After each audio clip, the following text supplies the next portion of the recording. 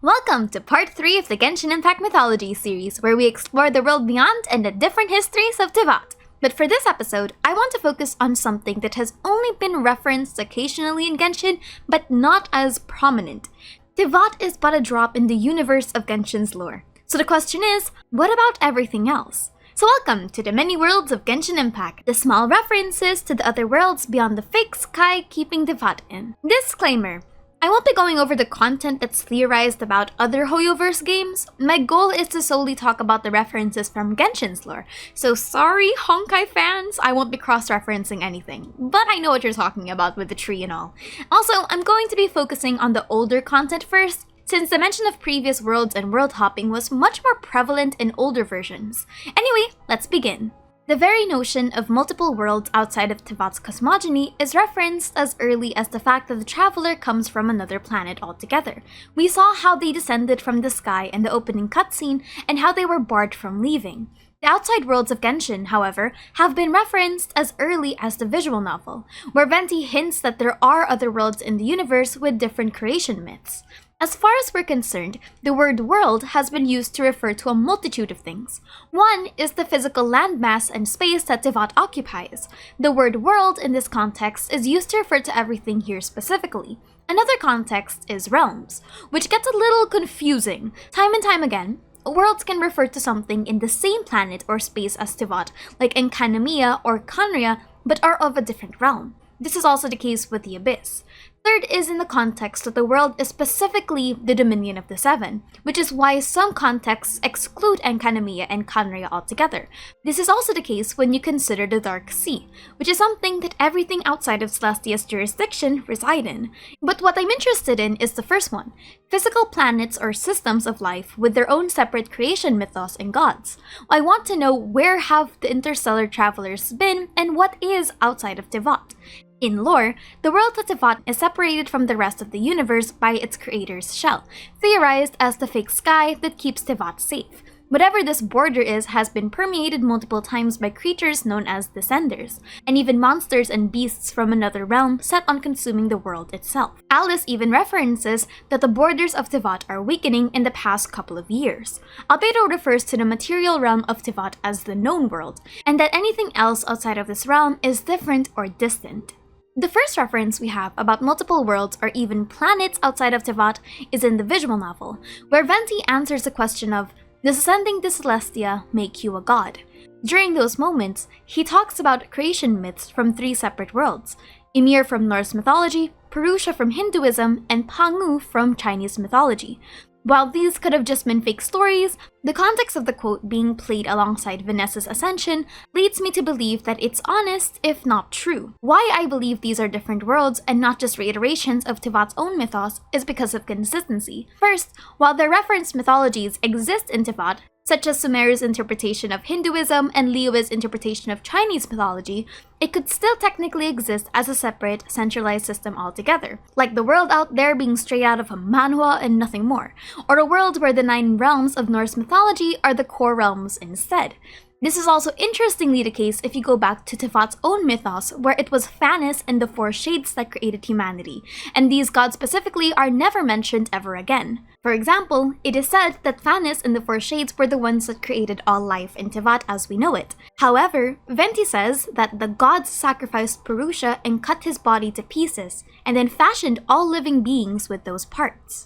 The deeper implication of the existence of multiple worlds with multiple creation myths reinforce the idea that Phanes and the Ars Goetia-based demons are just one Parthenon, and that Phanes might not even be the strongest supreme deity out there. Gods like Zeus or Odin could easily be canon in the multitude of the Genshin universe. And remember, Phanes intentionally separated humanity and Teyvat itself from everything else. This could also mean that entities like Thor and Loki or Gonggong and Nuwa may exist in the universe, which is pretty cool. The complete validity and canon placement of the visual novels are to be taken with a grain of salt though, but it's still safe to assume that despite its development being done before the game, the content of it still stands. Aether and Lumine have referenced other worlds in their dialogue, particularly in their voice set during the Mondstadt catalogs.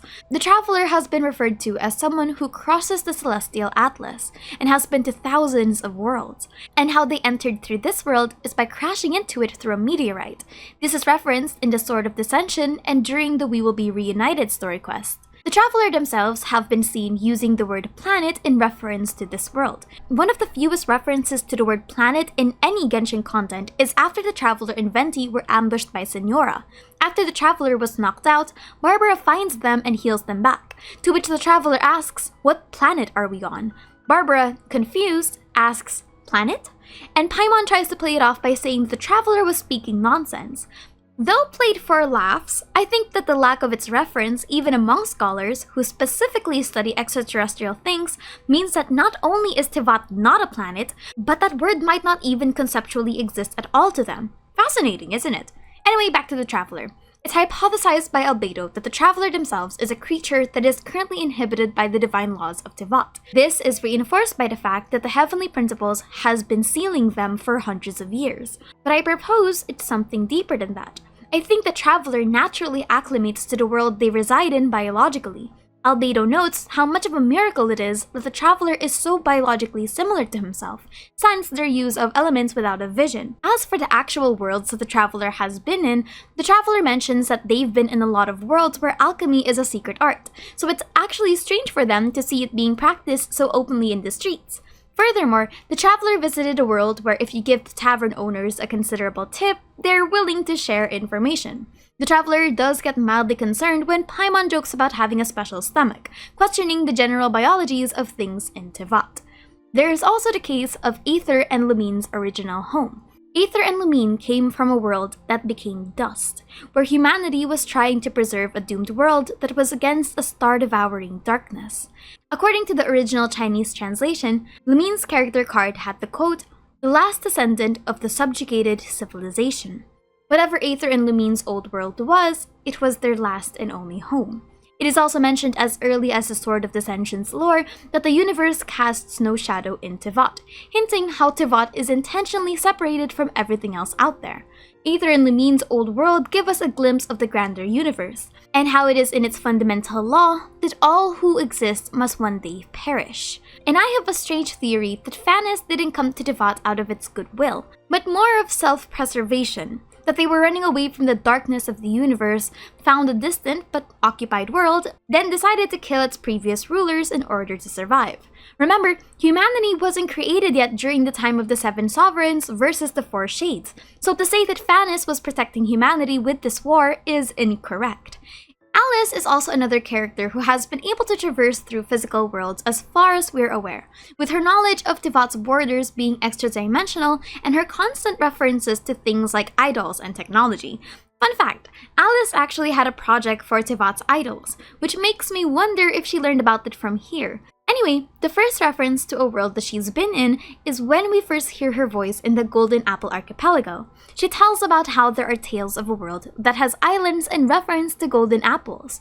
Now, I don't really think this is Earth. The significance of an apple in mythology is bountiful, and the most that I could find about golden apples specifically is in the Garden of Hesperides in Greek mythology.